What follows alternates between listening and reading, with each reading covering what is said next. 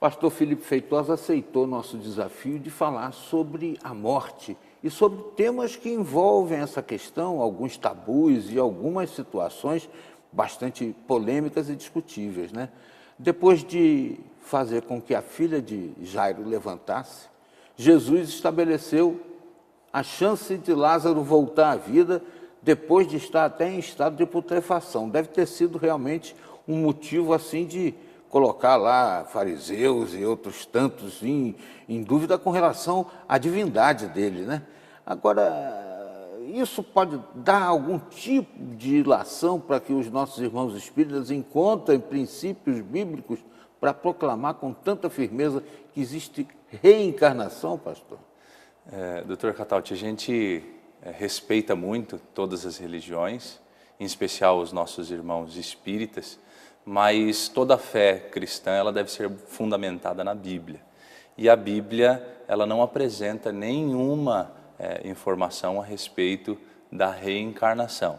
Tanto é que o próprio Lázaro, né, ressuscitado no quarto dia, isso é uma comprovação de que ele estava realmente morto, porque a catalepsia, né, é um tipo de doença que pode parecer com que a pessoa esteja morta, mas já naquele momento ali, passado esse período, sabia-se que uma pessoa estava morta e realmente Jesus ressuscitou com o seu poder a pessoa de Lázaro e ele ressuscitou em carne, assim como o próprio Senhor Jesus também, ao terceiro dia, ele ressuscitou em carne. Tanto é que a história bíblica nos conta, o Evangelho nos conta, que ele pediu para que Tomé tocasse em suas mãos. E Tomé realmente, reconhecido como incrédulo, né? Ele toca nas feridas de Jesus ali, comprovando de que existe ressurreição.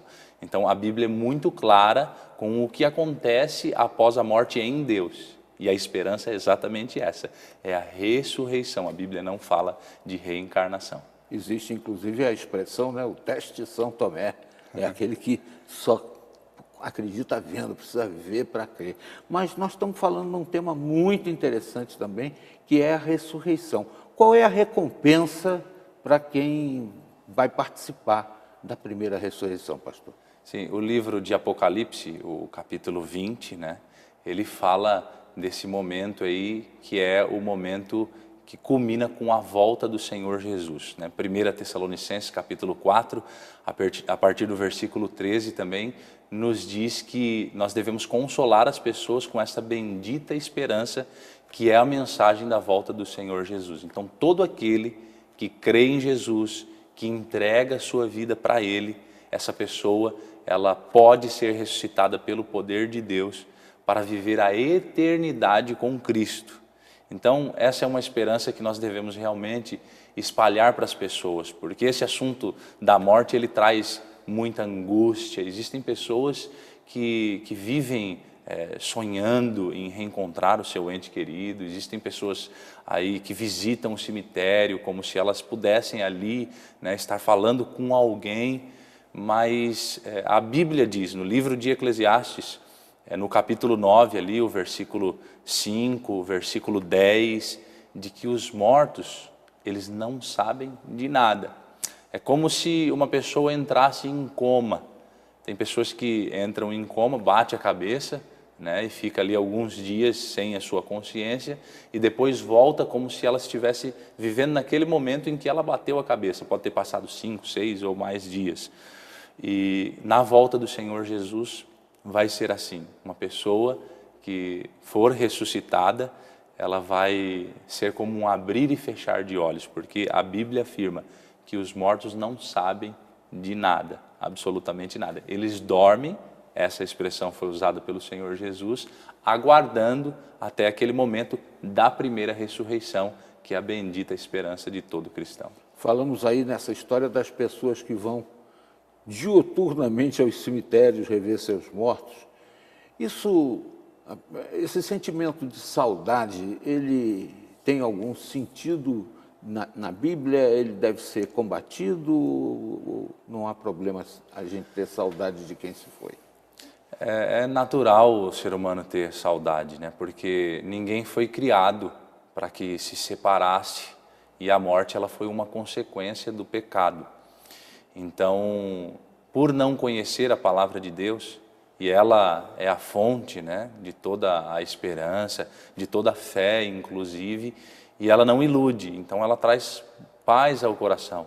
Mas as pessoas elas precisam ter a sua fé fundamentada naquilo que realmente traz alegria, traz realmente sentido, porque não há sentido, né, você acreditar, por exemplo, como a ideia da doutrina do inferno. A Bíblia não fala sobre esse assunto.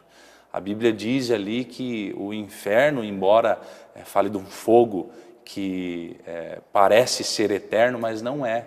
A palavra usada para essa duração do fogo do inferno, ele tem uma conotação para a expressão quando é usada para Deus, que é um tempo que não acaba, e tem uma expressão usada também para o ser humano. O ser humano ele é limitado, então ele tem um período de nascer e o período de morrer. E esse fogo também é exatamente assim, né? Existirá, a Bíblia fala do juízo final, mas não é um juízo de um fogo que queima para sempre. Então, quando a gente busca a Bíblia, a gente busca entender esse assunto da morte, a gente sabe que a pessoa ela não está sofrendo, ou ela não foi necessariamente para o céu ou para o inferno, porque a própria Bíblia, nesse capítulo 11 do livro de João, apresenta a situação em que Lázaro foi ressuscitado e Jesus não fala para ele, Lázaro, desça, ou Jesus não fala para ele, você que está embaixo, se você foi ruim, sobe. Ele fala, Lázaro, saia do túmulo. Agora, pastor, eu andei estudando o Apocalipse aí com o pastor Arilton, né? Eu gostei muito, foi um aprendizado extraordinário, eu já li muito, mas nunca tinha tido uma ligação tão grande entre os temas. E ali tem uma grande esperança para vivos e mortos, né? Tá, em Apocalipse 21, a vinda do novo tempo, a volta de Jesus, numa nova Jerusalém. Descida da nova Jerusalém. Qual é a grande esperança? Sim, eu vou aproveitar para... Eu citei alguns textos aqui, algumas ideias, na verdade, de cor, mas eu quero abrir a Bíblia exatamente nesse capítulo que o senhor comentou, e essa esperança ela é algo assim que a gente não pode deixar de ter como um texto específico na nossa mente, né? O livro de Apocalipse, no capítulo 20, no capítulo 21, no versículo 4, diz ao que Deus vai fazer, especialmente quando estivermos com Ele, passando esse período que já é o início da eternidade. Diz assim o capítulo 21, versículo 4. E lhes enxugará dos olhos toda a lágrima, e a morte não existirá. Já não haverá luto, nem pranto, nem dor, porque as primeiras coisas, elas passaram.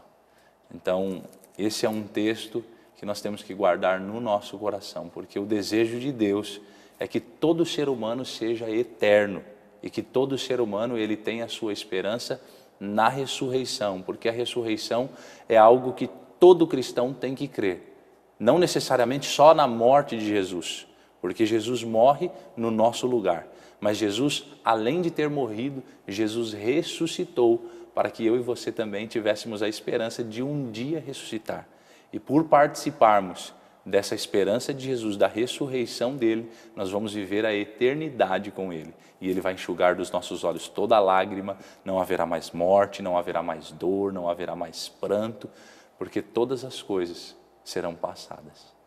Olha, eu fico encantado com o assunto aqui no Repórter Setorial.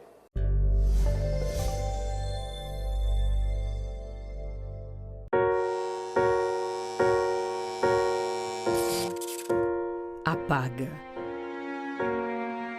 some, acaba, para.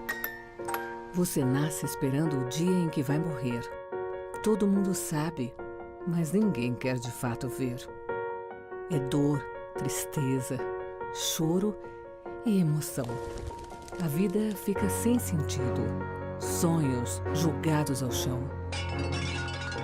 Pode esperar, demorar, adiar, mas ela vem, não tem como desviar. Se a morte é uma certeza, tem outra ainda a se falar. E se em vez de acabar aqui, a vida pudesse continuar?